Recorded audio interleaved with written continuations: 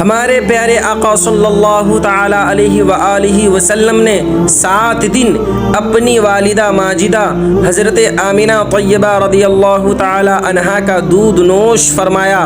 اور چند روز حضرت ثویبیہ کا دودھ پیا، اور اس کے بعد یہ نیکی اور بزرگی حضرت حلیمہ سعدیہ کو حاصل ہوئی کہ مصطفیٰ کریم صلی اللہ تعالی علیہ وآلہ وسلم کے دودھ پلانے کے لیے چن لی گئی تھیں۔ دوستو،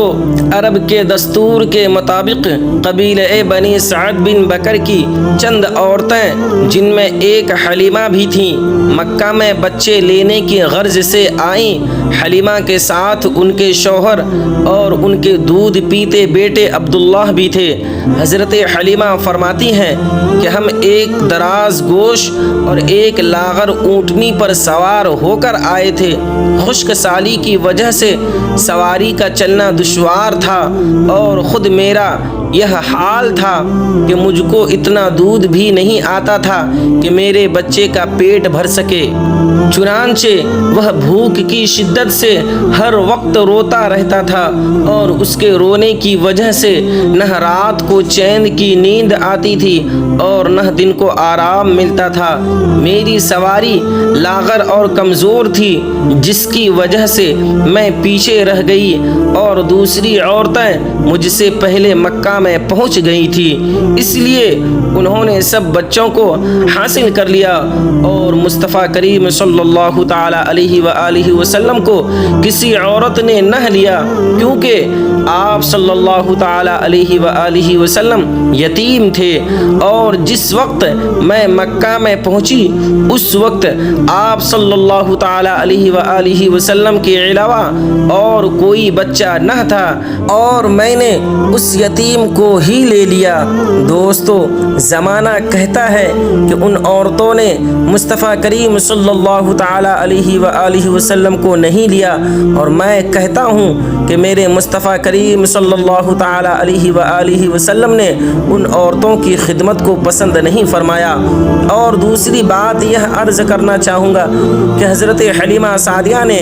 میرے مصطفیٰ کریم صلی اللہ تعالی علیہ وسلم کو لے لیا، جبکہ حقیقت یہ ہے کہ میرے مصطفیٰ کریم صلی اللہ تعالی علیہ وآلہ وسلم نے حضرت حلیمہ سعدیہ کو اپنی خدمت کے لیے پسند فرما لیا اور ان کا دودھ نوش فرما کر ہمیشہ کے لیے امام الانبیاء کی رضائی ماں ہونے کا شرف عطا فرمایا۔ چنانچہ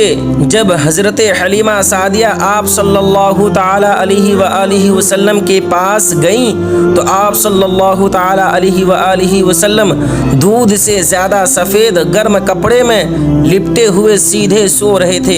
اور آپ صلی اللہ تعالی علیہ وآلہ وسلم کا رحمت والا ہاتھ سینہ مبارک پر تھا، اور آپ سے کستوری سی نہایت ہی پاکیزہ خوشبو مہک رہی تھی، اور آپ صلی اللہ تعالی علیہ وآلہ وسلم کے حسن و جمال کا یہ عالم تھا کہ میں دیکھتے ہی آپ صلی اللہ تعالی علیہ وآلہ وسلم پر فدا اور فریفتہ ہو گئی۔ قریب ہو کر میں نے اپنا ہاتھ پیار اور نرمی سے آپ کے سینہ انور پر رکھ دیا تو آپ صلی اللہ تعالی علیہ وآلہ وسلم نے تبسم فرمایا اور اپنی مبارک آنکھیں کھول دی۔ آپ صلی اللہ تعالی علیہ وآلہ وسلم کی آنکھوں سے ایک نور نکلا جس کی شعاعیں آسمان تک پہنچی، اور مصطفیٰ کریم صلی اللہ تعالی علیہ وآلہ وسلم نے میری طرف دیکھا۔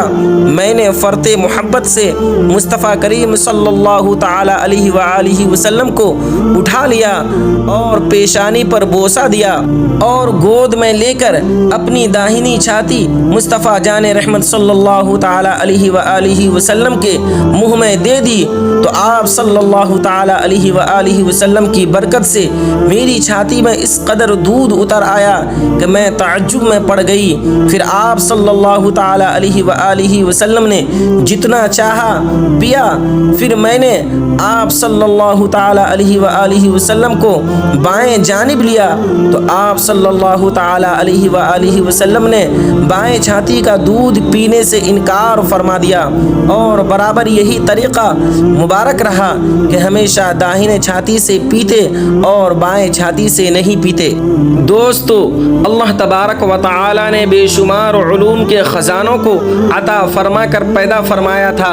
और आप सल्लल्लाहु ताला अलैहि वसल्लम जानते थे कि हज़रत हलीमा सादिया का शेर ख़ार बेटा अब्दुल्ला भी है,